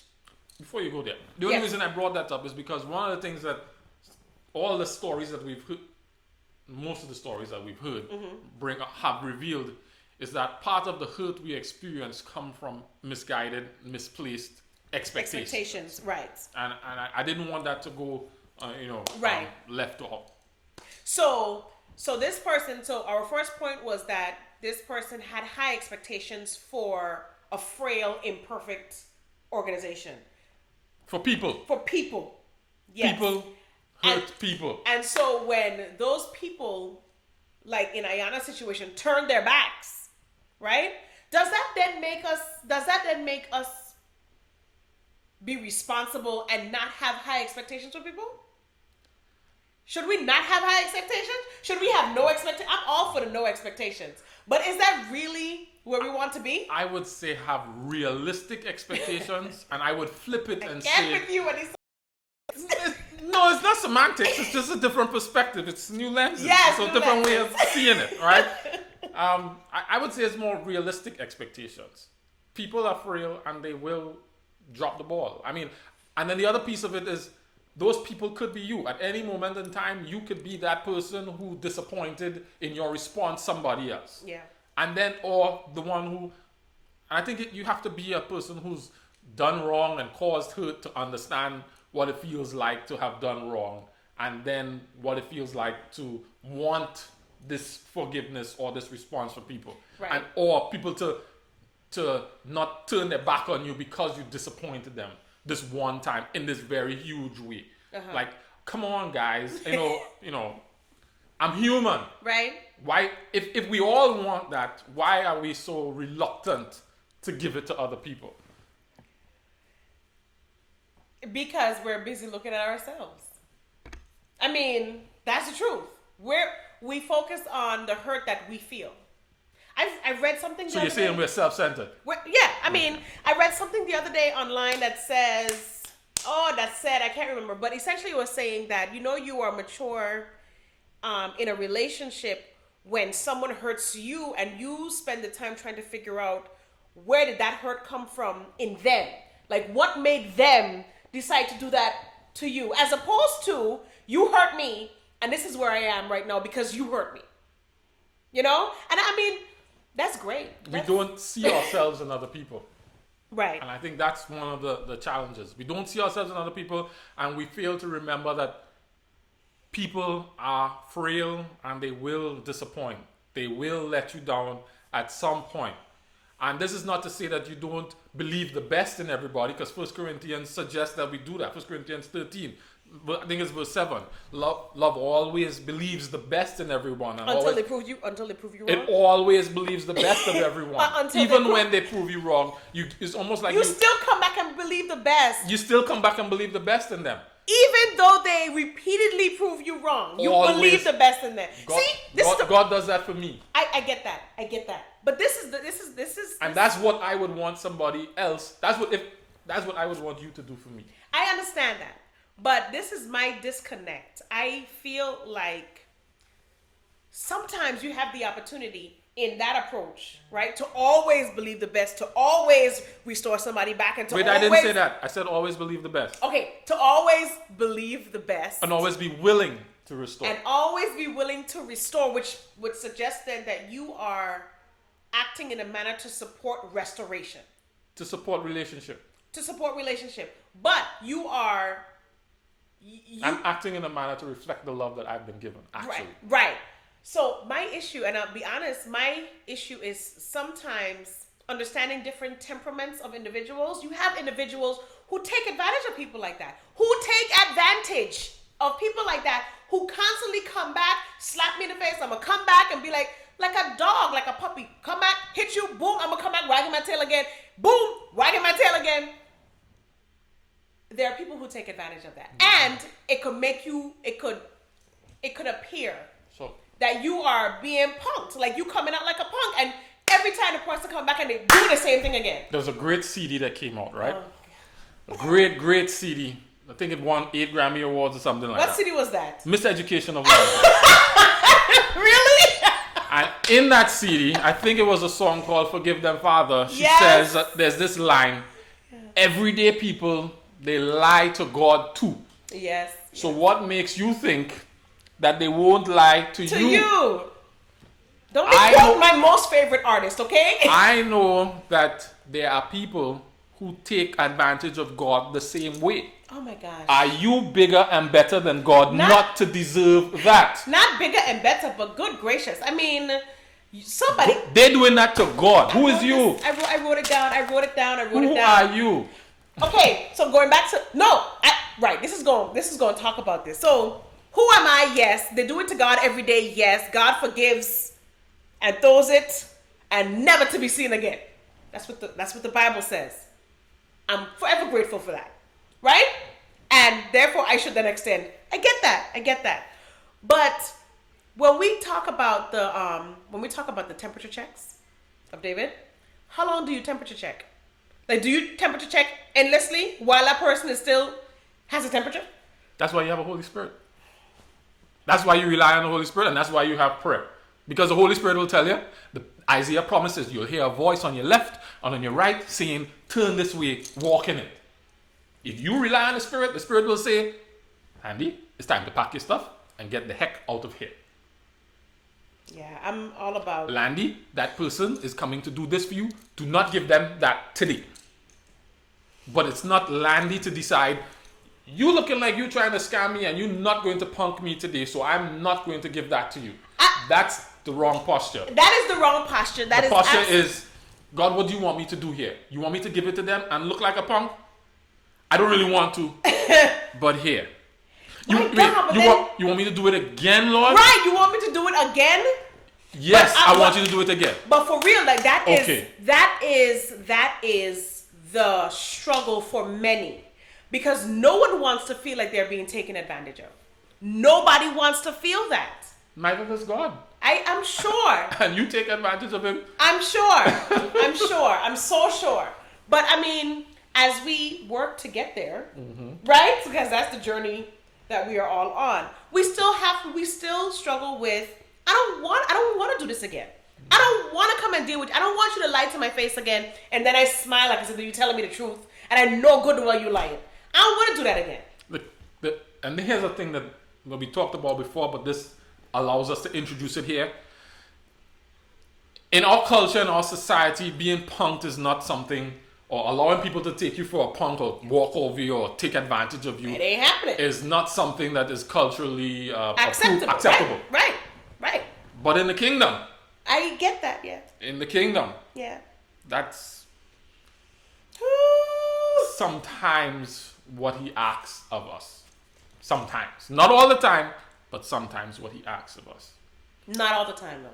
Yeah, but he will tell you when it's not that. I know. I can't decide that for myself. I can't decide that. So going back to this person who, is it the right one?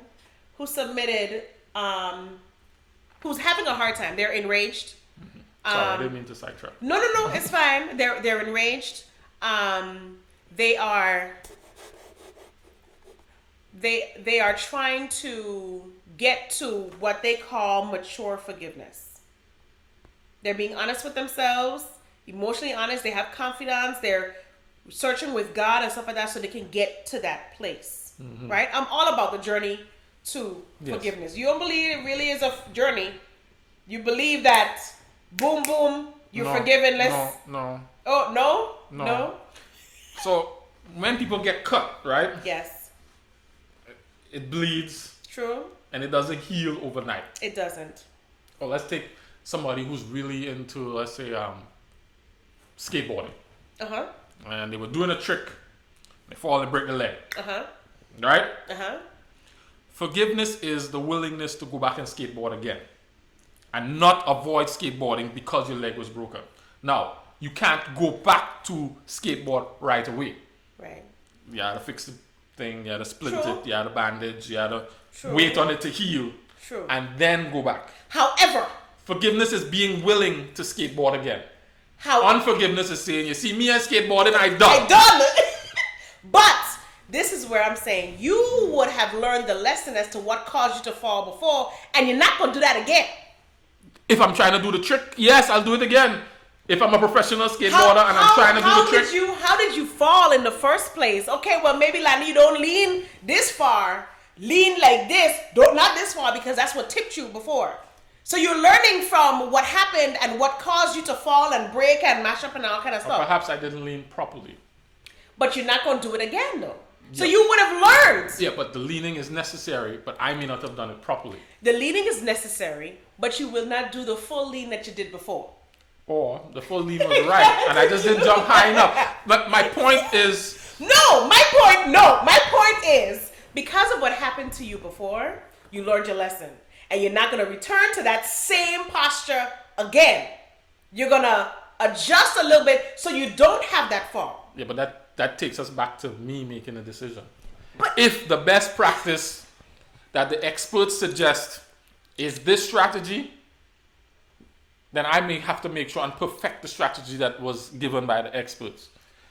And here's where I'm coming back to. Yes, come back. Who's making the decision? Who's making the decision? Is it Landy? Yes. Or somebody else? Yes, okay. Landy's just trying not to fall. Again, in the same manner.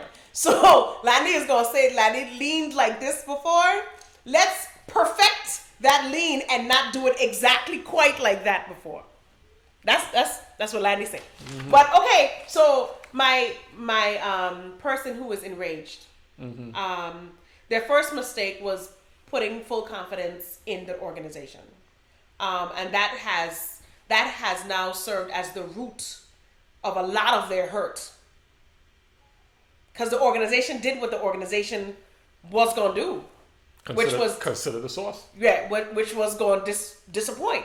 Which was to disappoint. At some point. It may not have been there. But it would have been, and it just so happens that this was the situation.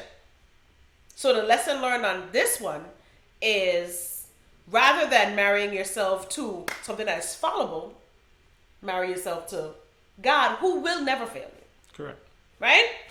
Correct. That was easy. And that's in all your relationships. Right. And that is in all your relationships. So having realistic expectations, as you said. Having those. But always believe in the best.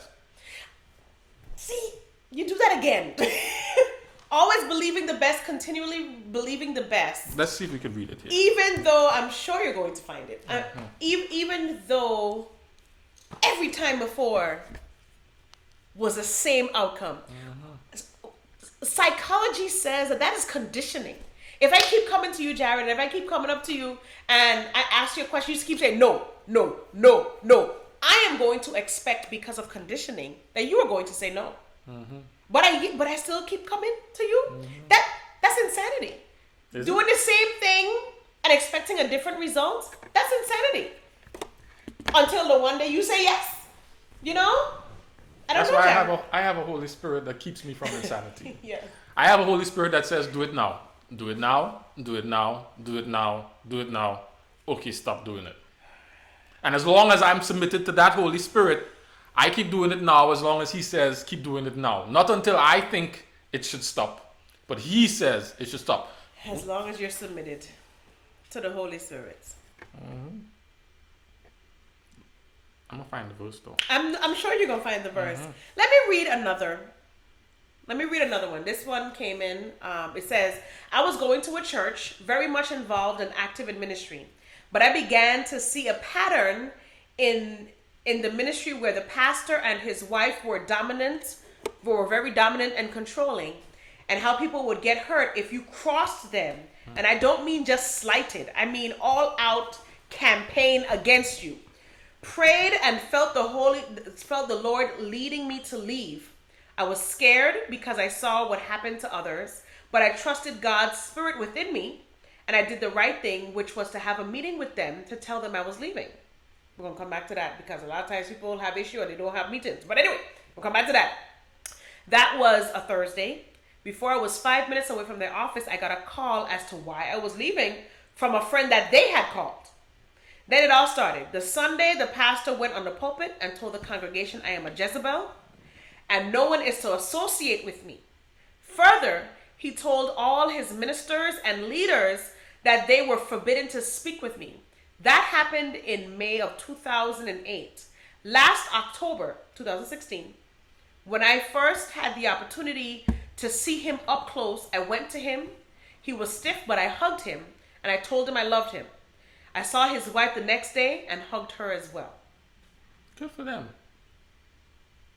Good for them. That was 8 years.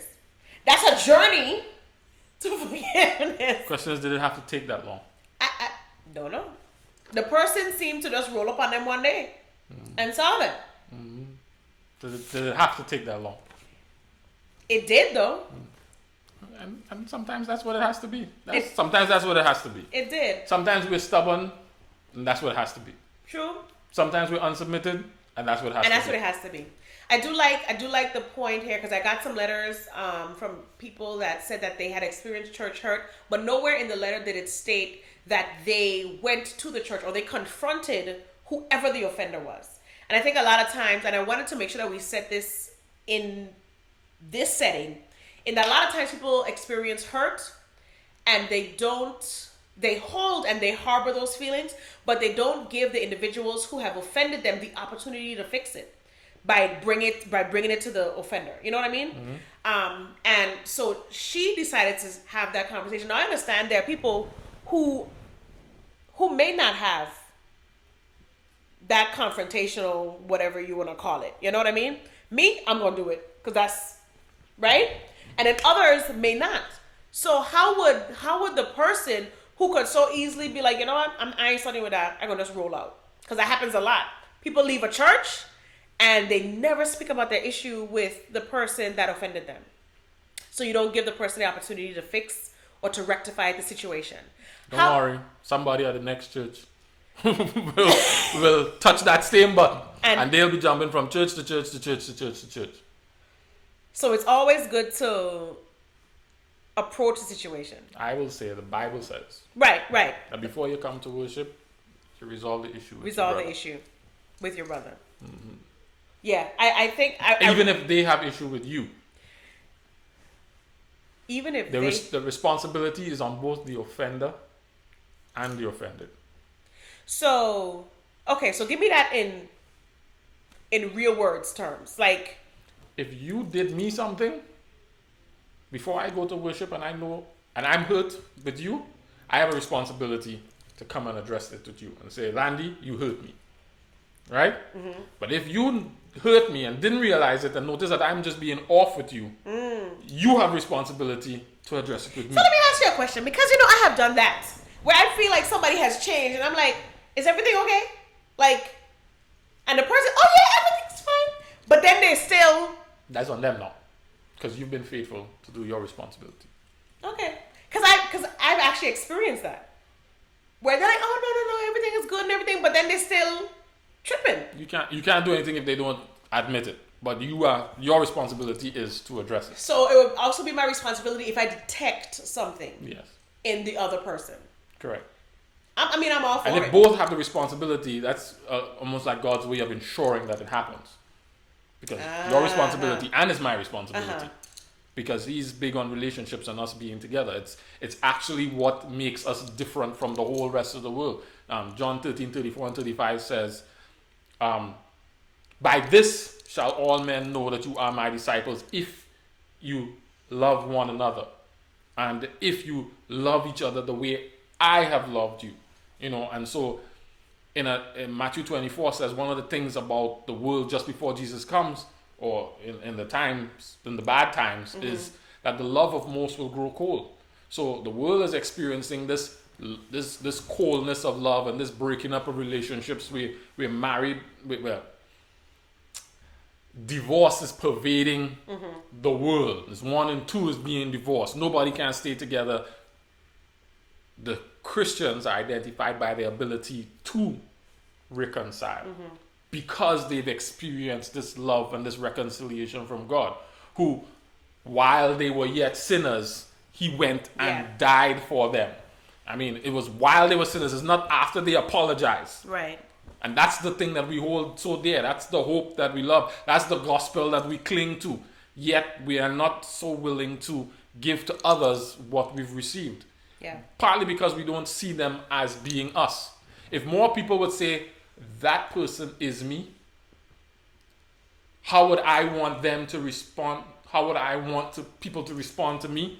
Then more people would be willing to forgive because they see themselves in that person. Even though the situations might be different and the circumstances might be something that you would never do, because we're all the same and the hurt is the hurt and the sin is the sin. If I could see that person is me, and I can say, well, now I'm in a position of God to show them what God has done for me, then that's what I have to do. And I don't have to think of what to do because I know what he's done for me. I've experienced it. I can see it. All I have to do now is model. When I was acting a fool, he was still patient with me. Yeah. When I was acting a fool, he was still actively concerned about my well-being.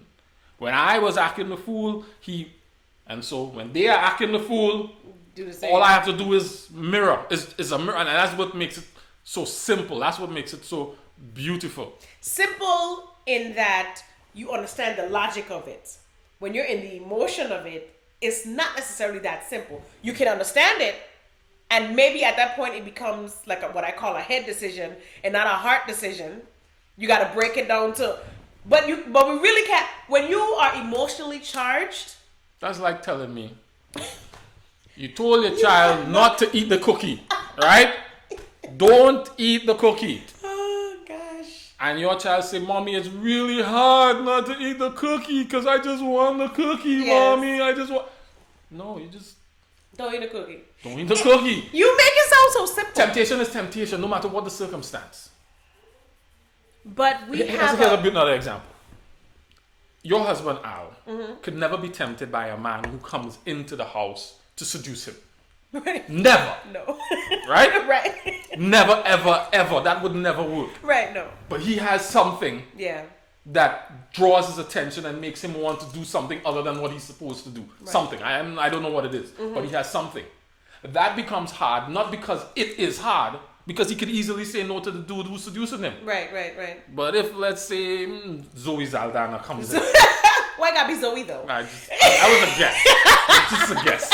Let's just say she comes in. Now it becomes hard. Not because it's hard in and of itself, but it's hard because it's not what I want, or it is what I want. Right. Right. That's when it becomes hard. When you can acknowledge, this is what I want. This is what I want. That's when it becomes hard. That's my weak point. That's my weak spot. I don't want to forgive them. I don't want to be a punk. I don't want to. I, me. Yeah. What I want, not what he asks me to do. And so that's the tension, and that's when it becomes hard. That's why not eating the cookie is hard. Right. Because you want the cookie. Yeah. And so it's really the perspective change from me, what we just said. Someone hurts you, you don't concentrate on your hurt, you concentrate on how they got there to hurt you. What's going on in them. You concentrate on them. Yes, you see them as you. You see them as you. Yeah. You see them as you. Yeah. You see them as you. All right, Jared. By the way, the verse is, and I'm reading from the Advent Amplified Version. 1 Corinthians 13:7. Love bears up under anything and everything that comes, is ever ready to believe the best of every person. Its hopes are fadeless under all circumstances, and it endures everything without weakening. Love never fails. It endures everything without weakening. That's great. I mean, that is ideal. That is goal. I acknowledge that as goal. Can I acknowledge that as goal? Sure. Can I acknowledge that as that's where I strive to? That's what you've received. That's what I've received, and that's what I strive to as a result of receiving. That's what you received. You just... Okay. That's all what right. you've received, and that's what you're expected to return. Yes, and that's what I'm expected because to return. the parable of the unmerciful servant, if he was just like, well, I'm striving to, not throw this guy who owes me 100 days worth of work in jail after the guy just took away 150,000 years worth of, that the Bible says, not me, the Bible says, if you can't pass that on right. after you've received after this, you've received it, I'm not going to give you any more. Yes. Okay, we can. The Bible says that. I don't say that. Right. The Bible says that. I'm all for it. I'm all for it. That's goals. That's in my mind. That's goals, and how I receive that. For those of us who have issues with that, actually, it is goals, but it's also a reflection of your appreciation for what you received. So what you're saying is, if you're unable or unwilling to, you're saying, I don't really appreciate what you... Or I take it for granted. It's a slap in the face to the guy who just did that for you. Okay. Because there's nothing that anybody could do to you that will come close right. to what you have done to God. Nothing. Right. It's minor, small matters compared to... I can receive that. And you're still hurting him. And I'm still daily. Yeah. And he's still there. Here's an analogy. You living in the house with Al, let's say Al is God, right? Mm-hmm. You're living in the house with Al. And you say, Al, I love you so much. And you do stuff for Al. But then you meet me, right? Mm-hmm. And you bring me home and you say, hi, Al, and you kiss Al, and then take me in the room. You think Al cool with that? If he's God, he's not cool with it. Even if he's God, he's not cool with it. He's not cool with it, but he gonna be right there. He gonna be mad. He gonna throw a fit. My point is not so much Al's reaction, more than it is what we are doing to him. Right. And if we are constantly doing that, if we are constantly having that kind of interaction with God every day, several times for the day, when I come and cuss you out in church, nothing. Because that's one time in that's one time in your 38, 40, 35, in your 35 years. That's right. Thank you, Jared. One time in 35 years. Right. Whereas you have a record of 35 years of taking some man in the room with your husband. Yeah. No, I got you. It sounds like a lot until you change your perspective of placing yourself in that other person's spot. It sounds like a lot. But yes. That's what it means to be Christian. That's what the gospel is about, because God is reconciling the world through us. He's using us to show other people what his love is like. So if we are, as Christians, I ain't just talking about regular people in the world. I'm talking about people who've experienced grace. I refuse to extend it. We're being false witnesses of what grace is. Right. I got you. I appreciate that word. I appreciate that. So, I'm just passionate about that. No, I that's why we always have these conversations. We always land on these conversations, because for me, I don't understand certain things, but the perspective change of that brings things into line. And let me just say this. It's the one thing you can't fake being a Christian or have ulterior motives for. Meaning you can do all the other things that Christians are supposed to do because of selfish motivation. This requires you to rely on the Spirit, because you can't fake that. When somebody hurts you like that, you can't fake that genuine desire to reconcile. That is something that requires the Spirit. That's why it is the indicator of true and genuine Christians. That's why it is, because it's not something you can do on your own.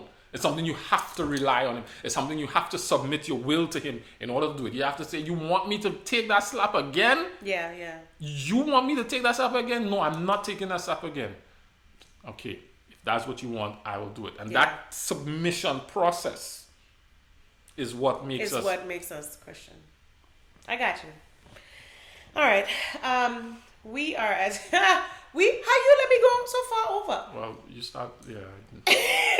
It's 10:53. Okay, so this was good. I think when we bring it back to church hurt, and some of the stories that we've received, the panel discussion that we had this evening, it really boils down to having realistic expectations, and then when that hurt happens, how you deal with it through your process of forgiveness by putting yourself in their place, therefore arriving at a place of forgiveness. I would dare say that church hurt is no different than any other hurt. That's true, but I think that I'm going to go into this, but I think that church hurt hurts more because you have people who are around you claiming to pray for you, claiming to want the best for you, and then doing you wrong. In a corporate setting, each man for themselves, okay? So I'm going to be documenting stuff or whatever because we're in a corporate setting and I do not expect you to have my best interest at hand. So the other piece that we need to have is you need to manage your expectations because people are people whether they're in church or not. That's true, but it's a little different when we all come up for a season of prayer and you're asked to pray over me, but at the same time you're trying to stab me in the back. Yeah, but you still... But it's different! It's the same because... Here's why it's the same. Because when we come up for prayer, you stabbing me in the back and then you going home and do something else. 6 of one, half a dozen of the next. We all standing up here for prayer, going home and do something that's unlike God. But can't you? Including hurting one another. Right, but I don't. It just seems very. It feels like a little bit of a disconnect for me, where people, where people claim to pray over you, and I want this to work out for you and stuff like that, whatever.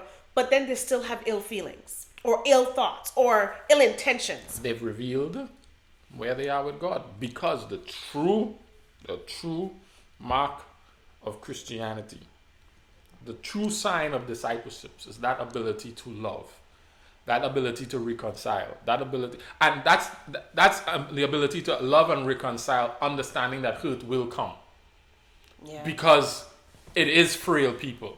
Yeah, I will hurt you, you will hurt me. But we are committed to the mission of God. We are committed to show the love that He has given us, so that even when we hurt one another, we are committed. So it's not that there won't be hurt. The expectation should be, even when we hurt, because it will come, because I will drop the ball. I will have a selfish moment, and I will do something that will offend Landy.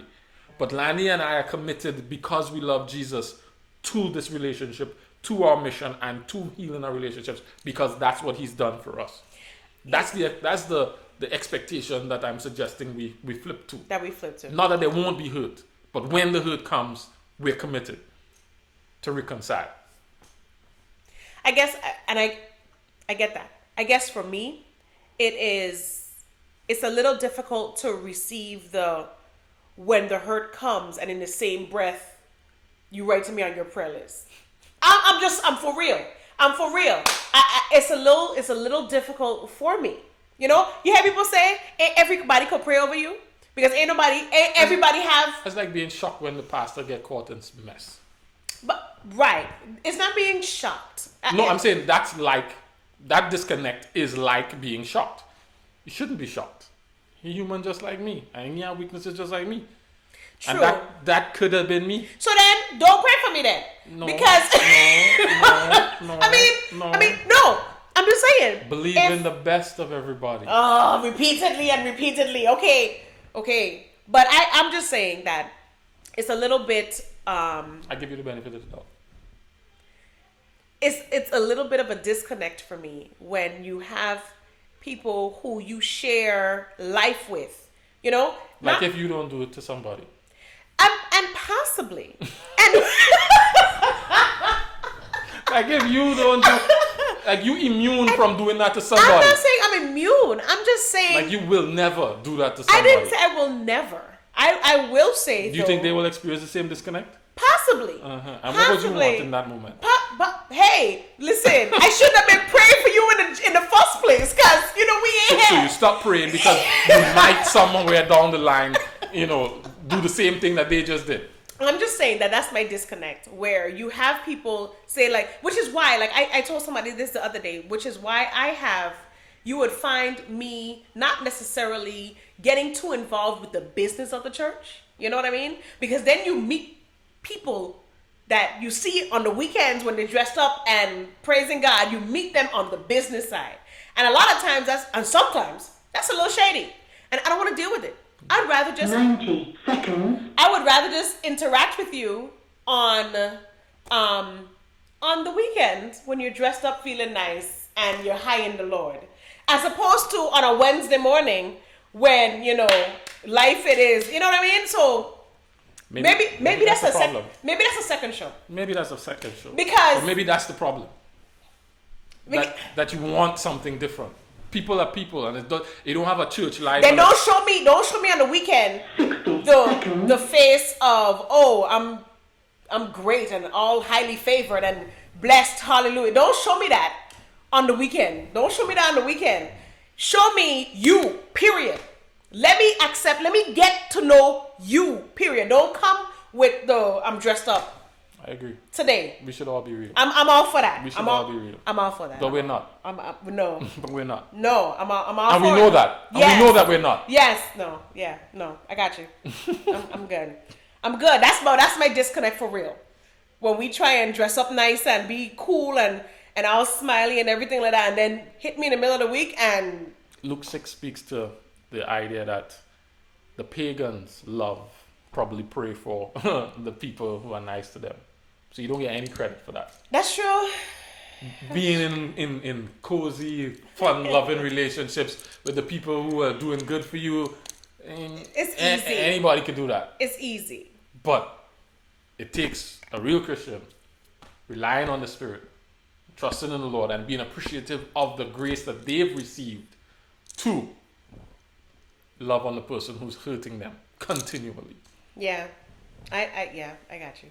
And forgiveness is like the most integral part of that love, because it's a commitment to the relationship. And it's a commitment to the relationship, one, because he asked me to, two, because I'm grateful to him, and three, because that person has intrinsic value. Yes. Okay. I can receive that. I can receive that. I can receive that. I can receive that. But for me, there's still a disconnect. But I can receive that. That's another show. Let's talk about it in another show. I can receive that. But okay. So we are at 11 o'clock. So, Jared, I appreciate the time this evening. I think we had some really good points and whatnot. I want you to tell people about Water for the Thirsty, because I just want a Water for the Thirsty 30-second. Man, Water for the Thirsty is a program we designed to take away the excuses for spending time with Jesus in the Word. We developed a reading plan that you can get at waterforthethirsty.com or any one of your mobile app stores, the iOS store, the Google Play store. So now you have a reading plan. You have something you can start with every day. All you have to do is pull up the app, click today, read what's there, and then do it again tomorrow. When you've done that, you would have cycled the Bible in a whole year. And it's following the story of the Bible, so that you don't, just reading books in isolations, and you can make these connections. The other piece of it is that, if you just read it by yourself, sometimes you have questions, you have troubles, things that you don't understand. We've also created a couple of forums where people can come and bring those concerns, bring the things that they're sharing, so that you're not traveling this journey by yourself, because that's another reason why people don't spend time in the Word. And we meet online every first and third Friday at 8 p.m. Every first and third Friday at 8 p.m. And if you live in the DMV, we also meet in person every second and fourth Saturday at our church, Restoration Praise Center in Bowie, Maryland. Yeah. You can check us out on Facebook. You can check us out on Instagram. You can check us out on YouTube and see what we're doing. We just want to get to know Jesus better, be more faithful followers of him. And we know that it starts with being in his word. And so this is a system to help people do that. Yeah. And the reason why I asked him to talk about Water for the Thirsty is because I found that Water for the Thirsty has been, for me, because I'm currently doing it as well, with the discussions, a practical application for the Bible. So they go and they have conversations, and they just talk about the practicality of it. So a lot of what we're doing here is about, what does this look like in 2017? Because a lot of times you look at the Bible and you think that it is so ancient that it doesn't apply, but it actually does. And Water for the Thirsty provides the forum to be able to do that, to do the application. So I asked to speak about that, because a lot of what LaLa Speaks does is we look at these types of issues that sometimes don't get a lot of light in church, but they are so heavily rooted in the interaction between one another. Because I think so many times we are concerned about our interaction with God, that we totally forget about the next person. We totally forget about, and that's a huge part of being a disciple and what we are supposed to be doing as disciples. And so LaLa Speaks is working on a lot of the issues that we have, not necessarily just in the body of Christ, but just issues that you can apply a biblical foundation, a biblical basis to how you figure it out, how you work it through. And so I wanted them to talk about Water for the Thirsty, because there's a lot of practicality in that discussion. And if you have not, or if you are not reading the Bible, or if you are not a part of a fellowship that's going through the Bible, then this is a good outlet for that as well. Yeah, so tonight was good. I knew we were going to go over. I just knew it. But I appreciate your time, Jared. Thank you for coming through to be with First Mondays. It was my pleasure to be here. Thank you for having me. No problem. Anytime. We need to have the second half of the discussion, because, still have some questions, but that's why we're here. So I'm going to close out with the video, but this rebroadcast will be available tomorrow on my website as well as my Facebook page, LaLa Speaks. Share this video for those who are struggling with forgiveness, for those who are struggling with church hurt. I got a lot of letters. I thank you guys for submitting. I hope this was helpful tonight. Linda, I will be praying for you and that situation. Rosemary and Ayana, thank you so much for sharing your testimony. I hope that it strengthened a lot of people who may be encountering something at this time. So, all the best. Next month, June, is my birthday month. You will not see me for First Mondays. I'm telling you, that's my birthday weekend. You will not see me. So we will be back in July, all right? Everyone have an awesome May. Make it great. You can always reach into me if you need to reach into me, lalaspeaks.com.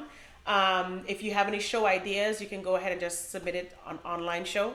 And I will pick it up and develop a show for July, all right? Thanks so much for joining. Good night, everybody. Have a good night.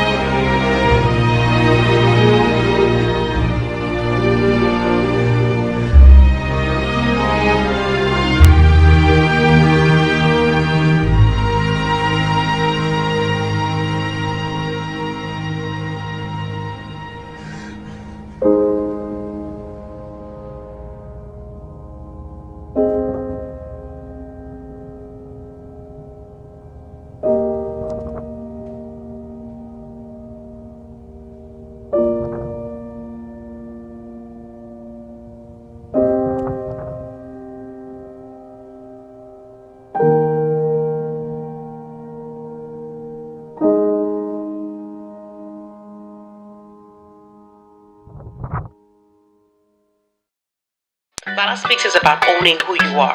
LaLa Speaks is about loving who you are. LaLa Speaks is about embracing who you are and allowing all those things to move you forward towards action.